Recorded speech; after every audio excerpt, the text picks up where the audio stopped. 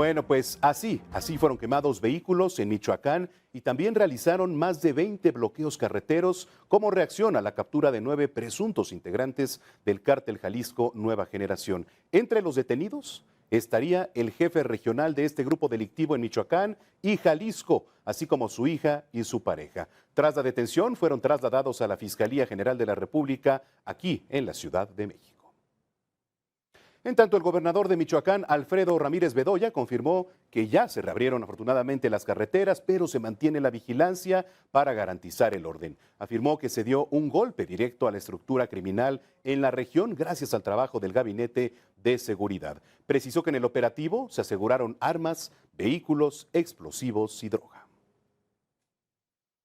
Que por cierto, mi compañero Mario Miranda se encuentra en la Fiscalía Especializada en Materia de Delincuencia Organizada, a quien saludo con mucho gusto. Estimado Mario, adelante. Hola, ¿qué tal, Manuel? Muy buenas tardes. Efectivamente, nos encontramos en la colonia Guerrero, donde se encuentran las instalaciones de la Fiscalía Especializada en Materia de Delincuencia Organizada, la FEM, donde platico que era un fuerte operativo de seguridad encabezado por elementos del Ejército, la Guardia Nacional, y esto en conjunto con elementos de la Secretaría de Seguridad Ciudadana y Protección Civil, así como de la Fiscalía General de la República, fueron ingresados a estas instalaciones de la Fiscalía Especializada en Materia de Delincuencia Organizada. Estas 9 personas quienes fueron detenidas en un fuerte operativo de seguridad en el estado de Michoacán han ingresado a estas instalaciones. Estos presuntos delincuentes son integrantes del cártel Jalisco Nueva Generación.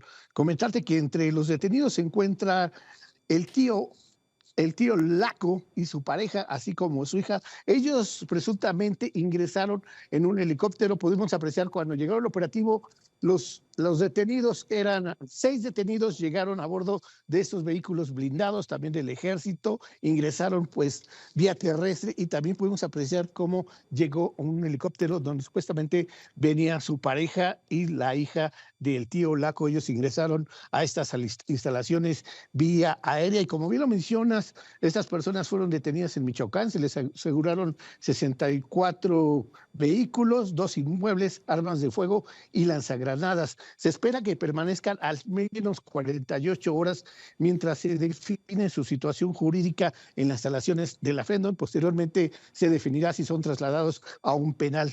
Y derivado de este operativo, pues fue bastante movimiento aquí en la colonia Guerrero. Todavía vemos que están aquí resguardando las instalaciones de la FENDON, el Ejército, la Guardia Nacional y elementos de la Secretaría de Protección Ciudadana que se encuentran aquí en los alrededores resguardando las instalaciones de la FENDON, donde se encuentran detenidas estas 9 personas pertenecientes al cártel Jalisco Nueva Generación, Manuel.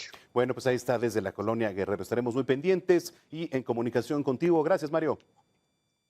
Seguimos pendientes, muy buenas tardes. Seguimos pendientes y justamente para analizar la detención de estos integrantes del cártel Jalisco Nueva Generación, saludo con mucho gusto a Javier Oliva, investigador de la UNAM y experto en temas de seguridad. Ahorita vamos a retomar esa llamada porque, bueno, pues es importante sobre todo qué significa el tema de la detención, un posible reordenamiento y además, pues desde la experiencia de los temas de seguridad, pues si van a continuar posiblemente estos bloqueos o alguna reacción por parte de estos grupos delictivos. Así que, bueno, pues en unos minutos ya vamos a tener a este experto en temas de seguridad. Parece que ya lo tenemos. Adelante, gracias. ¿Nos escuchas ahí, Javier? Sí, perfectamente, Manuel. Muchas gracias por la oportunidad. Buena tarde. Gracias por tomar la comunicación. ¿Qué representa desde tu experiencia esta captura? Bueno, indudablemente forma parte de lo que se dio a conocer por la presidenta poco después del homicidio de Carlos Manzo, como el plan de Michoacán, incrementando la presencia de la Guardia Nacional y el Ejército Mexicano, que además pues todavía más necesario ese despliegue cuando dio la exportación de aguacate por la extorsión, por las amenazas a los inspectores agrícolas estadounidenses. Y bueno, ahora esta detención pues es muy importante porque recordemos que Nueva Generación, junto con las 2 facciones de lo que antes era la Alianza Criminal en Sinaloa, pues son de los objetivos principales, no solamente a nivel nacional, sino también a nivel internacional, sobre todo por parte de las agencias de Inteligencia y Seguridad Civiles de los Estados Unidos, destacadamente la DEA. Este es mi primer comentario. Correcto. ¿Qué podría venir ahora? Porque sabemos que independientemente de esta captura, pues suelen ser o haber más bien reacomodos dentro de las propias organizaciones, ¿no, Javier? Sí, así es. Es importante señalar que en el caso del abatimiento de Nemesio Ceguera y la sustitución por un hijo de su esposa, a diferencia de otros casos, como sucedió, por ejemplo, precisamente con la sustracción de Ismael Zambada y de Joaquín Guzmán López, hijo del Chapo, pues no, la organización hasta el momento, con la información pública, ¿no?, con reportajes de investigación, Nueva Generación no se ha fragmentado. Okay. Sí mantiene su cohesión, su estructura, y ahora, con esta detención, pues sí es evidente que algún cabecilla lo vaya a sustituir, pero por lo menos no se tienen noticias, insisto, al menos público, en que Nueva Generación se haya dividido o se estuviera dividiendo. También estábamos viendo, pues, normal quizá este tipo de bloqueos, de reacciones, de quemas de vehículos. Lo hemos visto también cuando se ha capturado a grandes capos, a líderes del crimen organizado. ¿Podría venir algo quizá que impide el acceso carretero o un poco más de reacciones de este tipo, Javier? Me parece que no, ya está hartado las expresiones criminales. Lo que sí es importante y hay que analizarlo, y es un asunto delicado, pues la capacidad de red y de organización criminal, ¿no? Es decir, de manera simultánea, y he estado leyendo varios reportes, tanto de autoridades locales como federales, de los puntos en donde hubo alguna evidencia de violencia, y pues sí, a mí sí me llama la atención para mal la cobertura territorial que tiene esta organización criminal en el estado de Michoacán. Totalmente. Ese es mi comentario. Pues estaremos pendientes. ¿Algo más que te gustaría agregar, Javier? Pues nada, sí, estar pendiente más. Bueno, primero, gracias obviamente por la oportunidad, desde luego, muchas gracias, y darle seguimiento a estos temas. Es importante también el contexto. Omar García Harfuch recibe un reconocimiento muy importante allá en Buenos Aires. Y sí hay que decirlo, él es secretario de Estado y le hace el elogio que es el jefe de la DEA, será muy jefe de la DEA, pero en términos de la burocracia estadounidense es un funcionario de tercer nivel.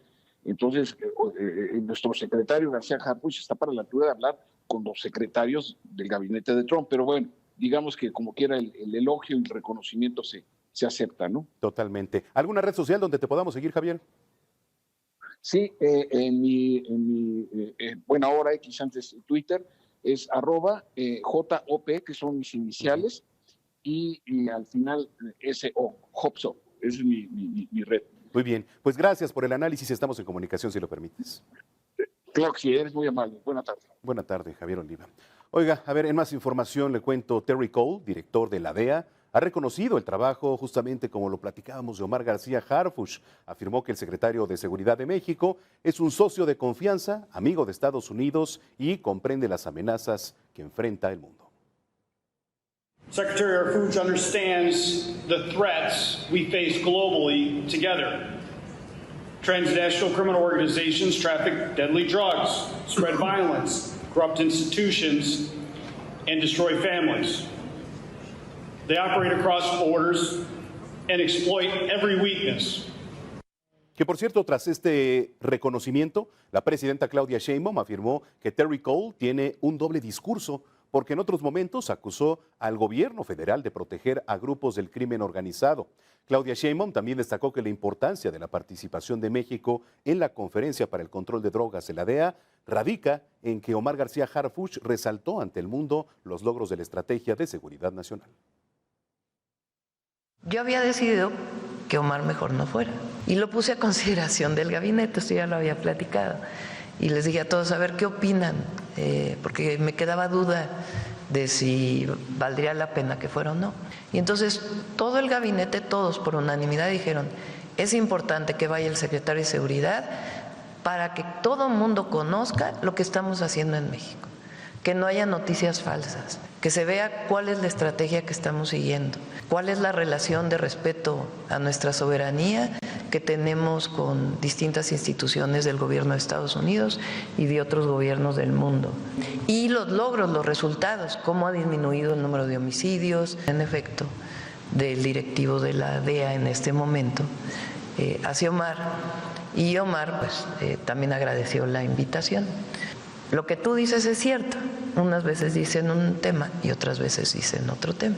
Lo importante para nosotros en este evento es que el mundo entero conociera qué es lo que estamos haciendo en México, cómo lo estamos haciendo, cuál es nuestra relación con Estados Unidos y de respeto a la soberanía y los resultados. Y por lo que me informó, pues le fue muy bien en la presentación. Mientras tanto, Fernando Farías, sobrino del exsecretario de Marina José Rafael Ojeda Durán, llegaría en las próximas horas a México. Lo detuvieron en Argentina desde abril, acusado de liderar una red de huachicol fiscal en México y también en Estados Unidos. Sin embargo, su defensa aseguró que no ha recibido una notificación de manera formal. Y detuvieron a Carla N., síndica de Yautepec, acusada de haber ordenado el ataque contra personas reunidas en una cancha durante el partido del Mundial México-Ecuador el pasado 30 de junio, donde murieron 2 personas y 9 resultaron heridas. La Fiscalía de Morelos confirmó la captura y con ella ya suman 4 los detenidos por su posible relación al ataque. Oiga, y cancelaron el concierto en la Feria de Fresnillo de Luis R. Conríquez por considerar que sus canciones hacen apología del delito. El presidente municipal, Javier Torres Rodríguez, señaló que fue recomendación del gobierno de Zacatecas, pues para impedir esta presentación, y entonces ante esta decisión también peligra la presentación de Óscar Maidón. Las presentaciones, así se ha solicitado y así se ha venido haciendo desde los últimos 2 años y medio, solicitan la anuencia de la Mesa de Construcción de Paz para tratar de minimizar al máximo que se presenten algunos artistas que hagan referencia a la apología del delito. Basados en esos lineamientos, se estableció en esa primera sesión de trabajo que la cartelera de Fresnillo no contendría ningún artista que estuviera relacionado o relacionada con la apología del delito. Las 6 de la tarde con 14 minutos, momento de ir a un informe en materia de seguridad.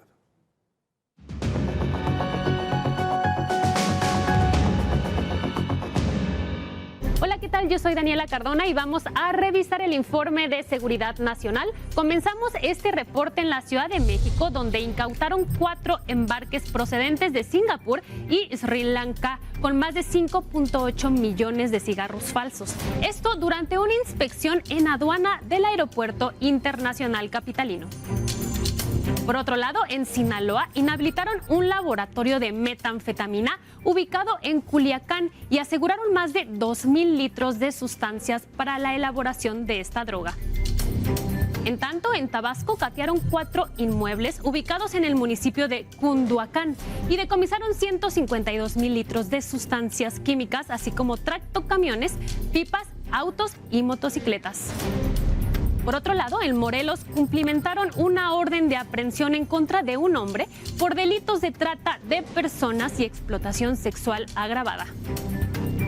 En el estado de Guanajuato catearon 12 inmuebles donde detuvieron a 8 personas y recuperaron droga y teléfonos celulares. Finalizamos este resumen en Baja California Sur. Ejecutaron un cateo, arrestaron a 4 personas por delito de privación ilegal de la libertad y rescataron a 2 personas. Hasta aquí la información con base en datos del Gabinete de Seguridad.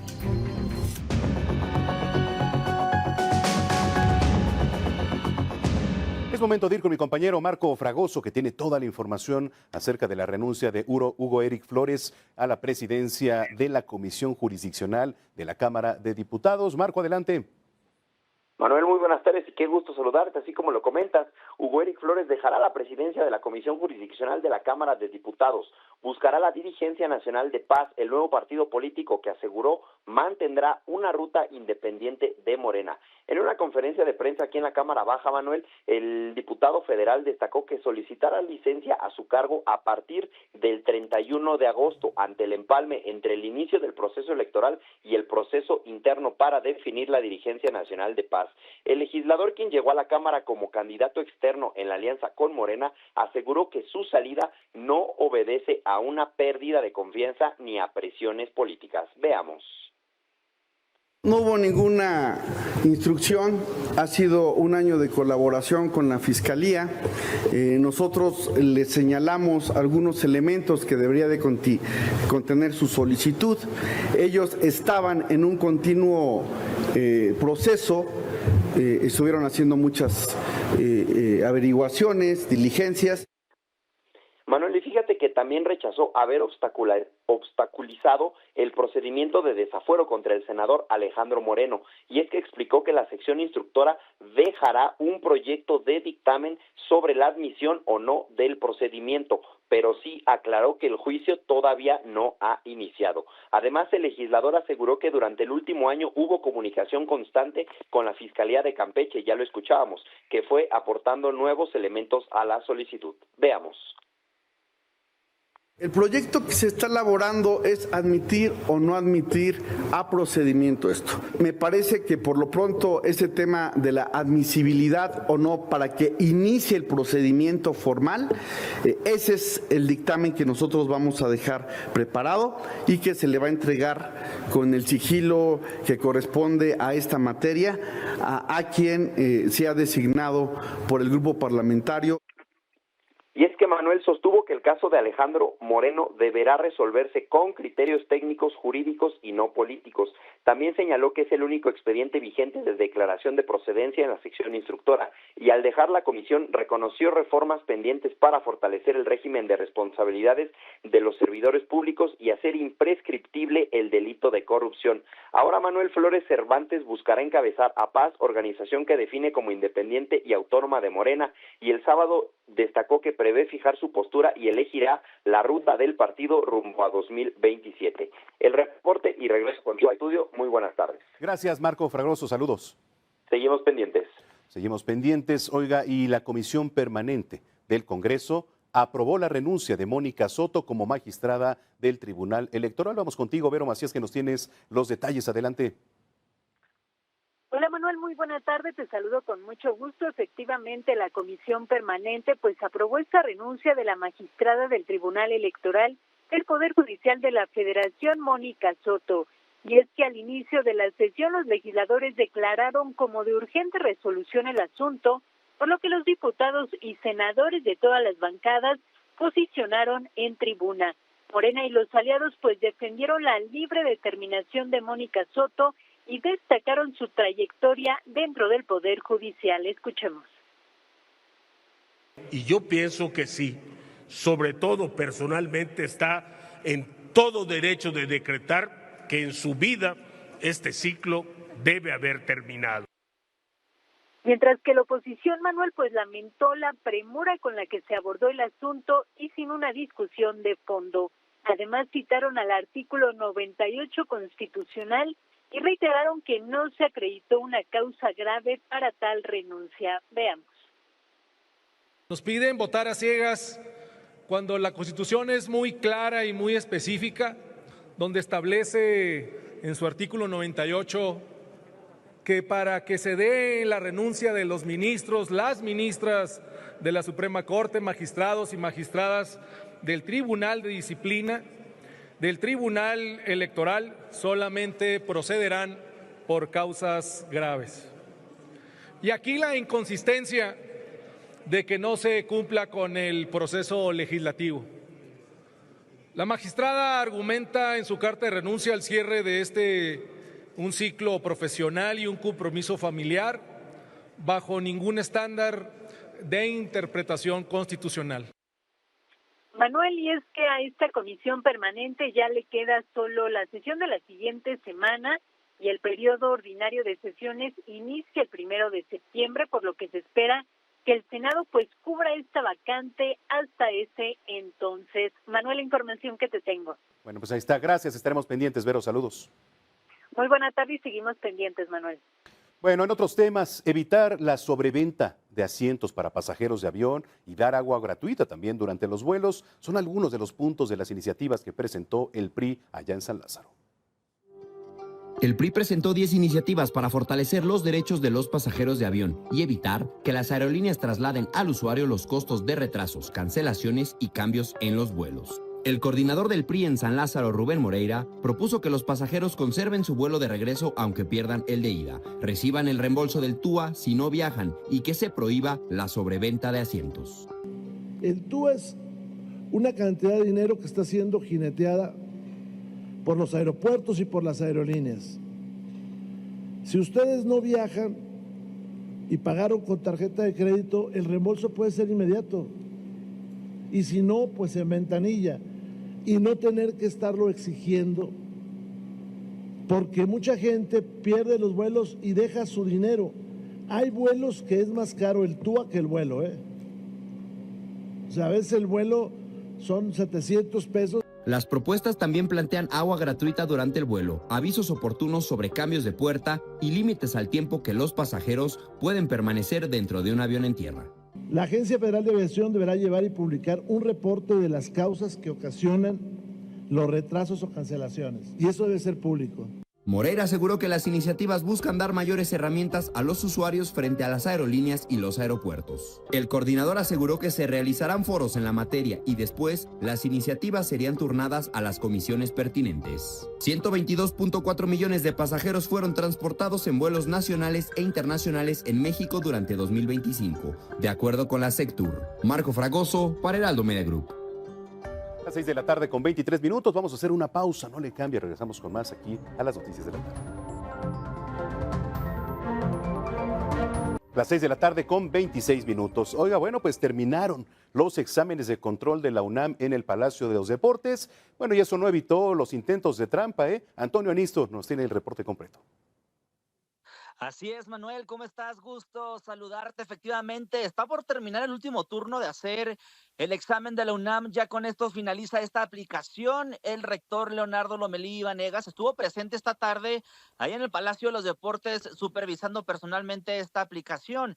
Al finalizar su recorrido ofreció un balance de la jornada y parte de esto, efectivamente, como lo comentas, fue lo que dijo sobre estas incidencias. Ahorita te cuento cuáles fueron específicamente, porque vaya que fueron tramposos algunos y mañosos también, pero antes escuchemos parte de este balance sobre cuánta gente, cuántos aspirantes fueron los que realizaron esta prueba. Escuchemos.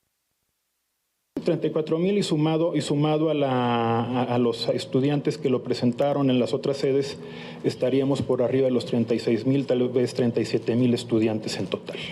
Estamos hablando de un 80% aproximadamente de quienes descargaron su boleta para presentar el examen. Manuel, la jornada también estuvo marcada por las distintas expectativas de los aspirantes, molestias de parte de algunos que ya habían quedado y tuvieron que repetirlo. Escuchemos este testimonio de esta joven. ¿Cómo te había ido en el examen pasado? Me fue bien, sí quedé y pues sí, ahorita lo volví a repetir. Okay. ¿Y qué opinas de que lo tuviste que repetir cuando ya habías quedado? Por el destiempo no lo vi muy bien, pero por el hecho de que hubo trampas, pues creo que fue un punto a favor de la UNAM. Manuel, comentarte, en este recinto se registraron 22 incidencias, entre ellas, ahí les van, intentos de suplantación de identidad, es decir, algunas personas que quisieron entrar con identificación que no eran los que estaban registrados para hacer el examen, además, y lo que más se presentó, el uso de teléfonos celulares durante la prueba. Recordemos que les dieron permiso de meter estos celulares, pero tenían que estar apagados y abajo de la silla, pues no, incluso te preguntarás cómo es que la gente hizo trampa, prendió el teléfono y le tomó fotos o quiso buscar en ChatGPT esto. Bueno, pues se fueron al baño y en el baño fue donde varios fueron descubiertos usando inteligencia artificial o además tomándole fotos o preguntándole a alguna otra persona sobre las respuestas. Por supuesto, estos exámenes fueron cancelados y habrá otros que también se detectaron que usaron estos lentes que tú bien conoces, claro. Que ya tienen una cámara integrada totalmente. Entonces, segunda oportunidad, pero quienes de plano hicieron trampa al principio, seguramente hicieron trampa esta segunda vez. Los resultados serán publicados durante el fin de semana del 29 y 30 de agosto. Los aspirantes que obtengan un lugar deberán, Manuel, estar listos para iniciar clases ya el 31 de agosto, un día después de la publicación de resultados. Así la información, Manuel, y los tramposillos que ya anduvieron. No, pues vaya que va evolucionando la manera de hacer trampa también, por supuesto, ahora con la tecnología. Yo recuerdo que pues a mí nada más me tocaba el famoso acordeón, digo, aún en su momento, pero bueno, va evolucionando todo, mi querido Anistro. Totalmente, seguramente lo hacías o lo pegabas ahí en la goma de borrar y todo el asunto. O sea, O sea, sí, había no te acordarás. varias. Muy Había bien, varias. gracias, saludos. Gracias. Bueno, pues ahí está. Oiga, la presidenta Sheinbaum está pidiendo a la UNAM pues abrir más lugares para aspirantes a licenciatura. El lunes va a presentar alternativas educativas para que los jóvenes que no aprobaron el examen de control pues tengan oportunidad. Para educación superior, lo que estamos trabajando, está trabajando la Secretaría de Educación Pública, es hablar con todas las universidades públicas del centro del país. ¿Cuántos lugares te quedaron en qué licenciatura? Para que los jóvenes tengan, que no pasaron, digamos, el examen de admisión, no pasaron, entre comillas, no fueron aceptados, tengan opciones diversas. Y la UNAM, desde mi punto de vista y con todo respeto a su autonomía, debería abrir más espacios. Aquí en la capital, Clara Brugada, jefa de gobierno, encabezó una jornada de reforestación. José Miguel Velázquez nos tiene los detalles. Mi estimado Mike, adelante. Hola Manuel, buenas tardes, gusto saludarte a ti y al auditorio. Efectivamente, el día de hoy pues se llevó a cabo el arranque de la reforestación urbana aquí en la capital, y es que se planteó el gobierno capitalino plantar 1 millón de árboles en la zona urbana de la Ciudad de México. Es la meta que se propuso la jefa de gobierno para el 2030. Además, llamó a las alcaldías a sumarse al proyecto y sembrar ejemplares en calles, banquetas, camellones y avenidas. Comentó que en el suelo de conservación pues ya ha habido una cantidad también bastante alta de siembra de árboles. Sin embargo, pues ahora el objetivo es sembrarlos en la zona urbana, en las calles. Esto fue lo que comentó la jefa de gobierno esta mañana. Queremos que las alcaldías también nos ayuden con otros cientos de miles de árboles. Lo mejor sería llegar a otros 500,000 árboles más con las alcaldías. Una meta que se les pueda hacer asignada por año a cada alcaldía. Manuel, este plan pone especial atención en las zonas con mayor escasez de áreas verdes, donde se concentran las islas, así se llaman, islas de calor. Estas se concentran en las alcaldías Gustavo Amadero, Venustiano Carranza, Iztacalco, Iztapalapa y Tláhuac. El programa de reforestación urbana, Manuel, también contempla abrir espacios en banquetas para plantar árboles y convertir superficies de cemento en puntos de infiltración de agua. Aquí la jefa de gobierno pidió pues cierta tolerancia, cierto apoyo de la ciudadanía para pues se va a abrir prácticamente la banqueta por donde pasan en algunas zonas. La meta final, Manuel, es avanzar hacia lo que llaman la regla 3-30-300. La regla 3 se refiere a 3 árboles cuando cada capitalino abra su ventana o su puerta pueda observar al menos 3 árboles. El 30 se refiere a que haya un 30% de cobertura de árboles en el territorio, y 300 se refiere a que al menos a 300 metros tengamos un parque o un lugar de estos con intervención ecológica. Las autoridades, Manuel, van a priorizar especies nativas adaptadas a las condiciones de la capital y adecuadas para el entorno urbano, además de que también se plantea la posibilidad de plantar algunos árboles frutales. Desde el reporte regreso contigo al estudio. Gracias, Miguel, saludos. Saludos, buena tarde. Oiga, Jesús Sesma dio su mensaje final al frente del Congreso de la Ciudad de México. Mi compañera Karina Palacios nos tiene los detalles. Cari, adelante. ¿Qué tal, Manuel? Un gusto saludarte, y como lo comentas, pues este día el diputado Jesús Sesma realizó un balance sobre el año legislativo que justamente concluye el 31 de agosto y señaló que el Congreso de la Ciudad de México enfrenta un rezago del 80% en su trabajo legislativo. Señaló que, pues se presentaron 1,963 iniciativas, de las cuales únicamente fueron aprobadas 409, es decir, la productividad del Congreso de la Ciudad de México únicamente alcanzó el 20.84%. ¿Qué te parece si escuchamos lo que dijo? Tenemos muchas iniciativas y asuntos que continúan esperando una resolución en las comisiones. Hoy, el estimado de productividad es apenas poco más del 20%. Y detrás de esas iniciativas hay propuestas que presentaron diputadas y diputados, sí, pero también hay demandas ciudadanas, de organizaciones y de comunidades que merecen, cuando menos, una respuesta que no les ha llegado. Sesma Suárez señaló que 36 iniciativas enviadas fueron por la jefatura de gobierno, se aprobaron únicamente 34 y de las 10 presentadas por alcaldes y alcaldesas se avaló únicamente una. Además, considero que no todas las propuestas aprobadas tienen un impacto real en la vida de los capitalinos, otras pues han sido invalidadas por la Suprema Corte de Justicia, pues no se realizaron consultas previas como se correspondía, principalmente tratándose de personas con discapacidad, personas con condición de espectro autista y pueblos y comunidades originales.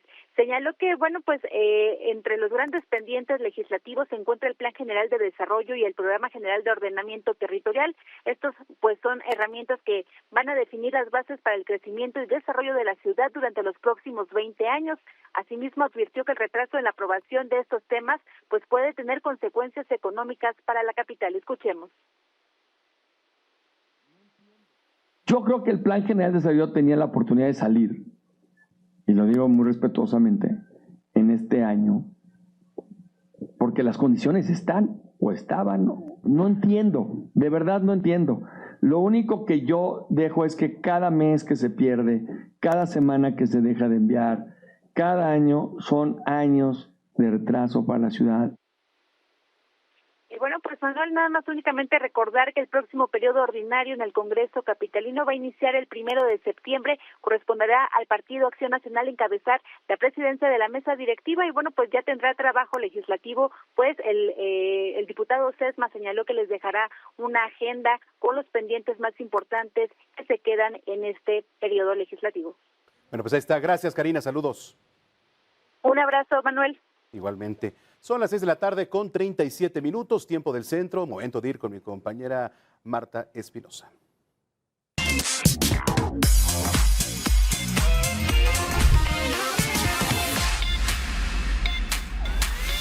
Bueno, pues ahí está Marta Espinosa, qué gusto saludarte, ¿qué nos depara para las próximas horas? Hola Manuel, excelente miércoles. Te cuento que la Ciudad de México tendrá una tarde y noche llena de fuertes lluvias y posible caída de granizo para el día de hoy, 19 de agosto, en 16 alcaldías, por lo que autoridades activaron la alerta amarilla en todas las demarcaciones de la capital. Pero vamos a conocer las temperaturas para mañana en nuestro país. Comenzamos nuestro recorrido en el norte, donde continúan las altas temperaturas. En Hermosillo, Sonora, se esperan máximas de hasta 42 grados y una mínima de 29. Mientras tanto, en Chihuahua, 35 hacia la máxima, 16 grados como mínima para mañana. En Coahuila, intervalos de sol y lluvia, una máxima de 29 y una mínima de 16 grados. En Sinaloa también máximas temperaturas, 18 grados para mañana, 28 hacia la mínima. Y Durango estará entre 29 y 16 grados para mañana.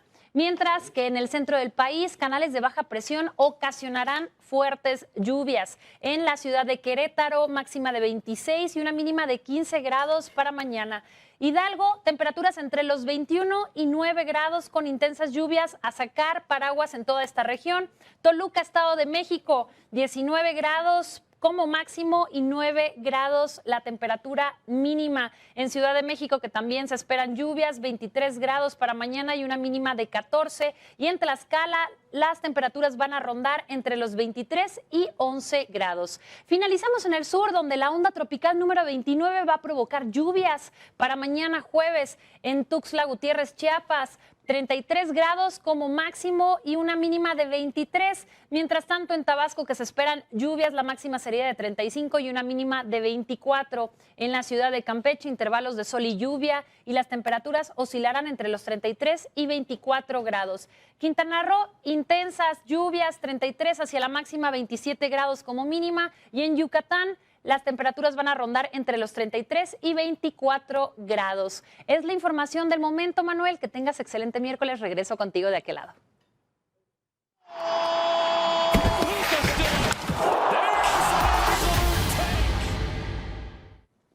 Bueno, pues momento de ir con mi compañero Damián Martínez, que nos tiene lo mejor, por supuesto, siempre en los deportes. Figura, bienvenido. ¿Cómo estás, mi querido Manu? A la orden. Aquí andamos, mitad de semana, ya se empieza a gestar. Y buenas noticias, vámonos con la de 8, por supuesto, porque el futbolista sensación de las Chivas, nos referimos a Armando La Hormiga González. Lo conoces bien, me gusta cómo juega este chamacón, tiene muy buena verticalidad, lo ha hecho bien. Mundialista.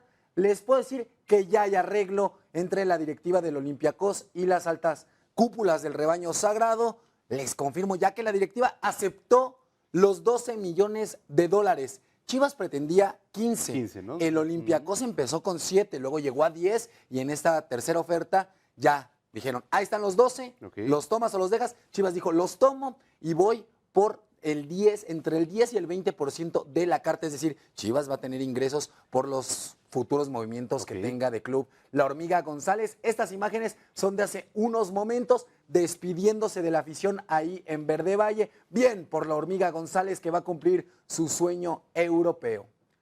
Oigan, por su parte, las Águilas del América, mi querido Manu, ya es un hecho, ya llegó su nuevo delantero, el colombiano Miguel Borja, que acaba de aterrizar en el aeropuerto de la Ciudad de México. Ya se cierra el fichaje con los de Cuapa. La directiva azul crema ya tenía el acuerdo de palabra por este atacante cafetalero de 33 años, exjugador del Al Ghazal de la Pro League de los Emiratos, jugó en River Plate. ¿Cómo jugaba en River Plate? Una locura. De hecho, lo llevó hasta el Mundial, jugar también con River, que se fue al Mundial de 2018 y estuvo muy cerca el torneo pasado de fichar con Cruz Azul, pero no se logró concretar esta negociación.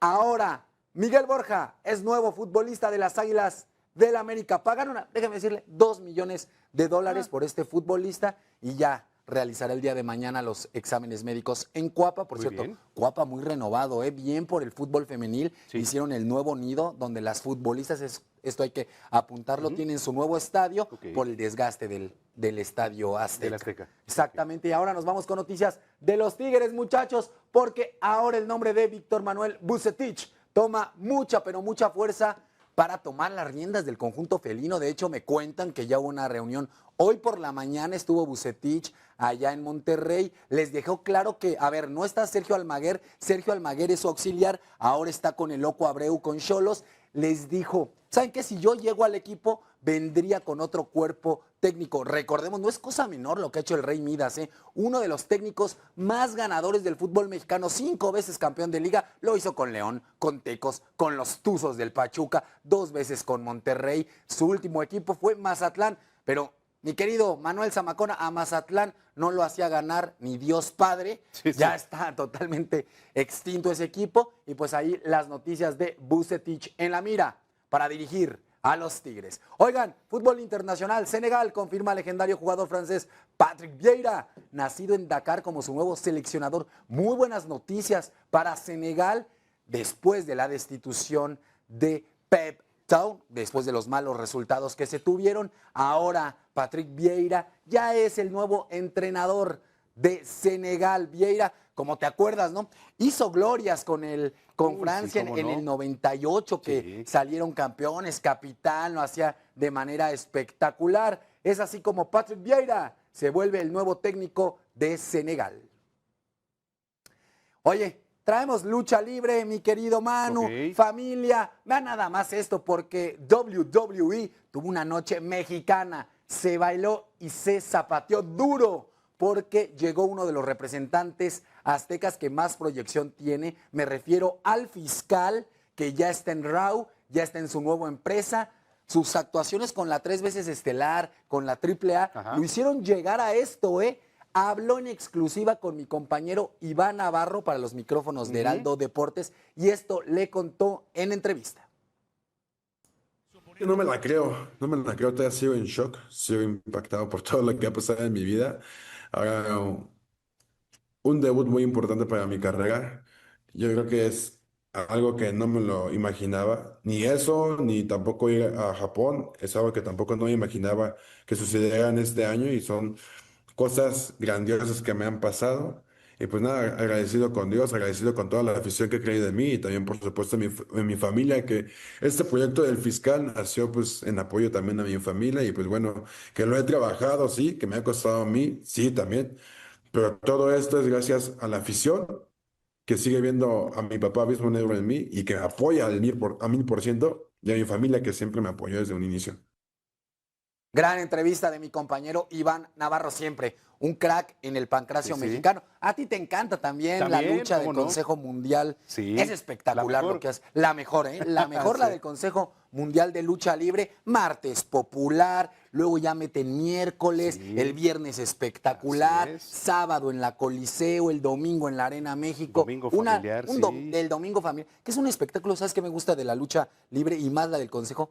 Que ahí van, y aunque sea una lucha libre, no pasa lo que en otros deportes, ¿sabes? Como el fútbol, que hay broncas en las gradas. Ahí ves una paz. 100% familiar. Sí, familiar. Los niños se divierten, los adultos. Y hoy se avientan totalmente.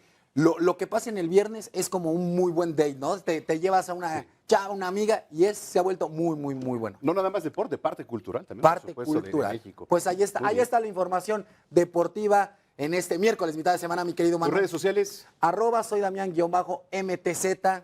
Entérese de todo. Ahí está, figura, gracias. Un placer como siempre, Manu. Bueno, las 6 de la tarde con 45 minutos, vamos a hacer una pausa, regresamos con más a las noticias de la tarde. No, déjame. Las 6 de la tarde con 48 minutos, tiempo del centro. Bueno, pues agentes de la Fiscalía General de la República han arrestado aquí en la Ciudad de México a Fausto Corrales. Está vinculado en el asesinato de Héctor Melesio Cuen, ex rector de la Universidad Autónoma de Sinaloa, y además es testigo clave del secuestro de Ismael El Mayo Zambada.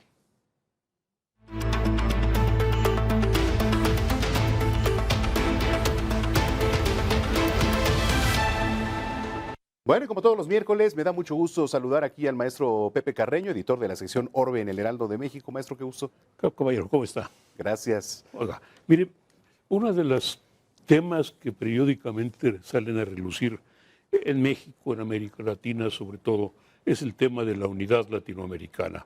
Es algo que de una forma o de otra nos ha ocupado ciertamente por más de 200 años, por poco más de 200 años. El mes pasado, para ser exactos, se cumplió el 200 aniversario del Congreso Anfictiónico de Panamá.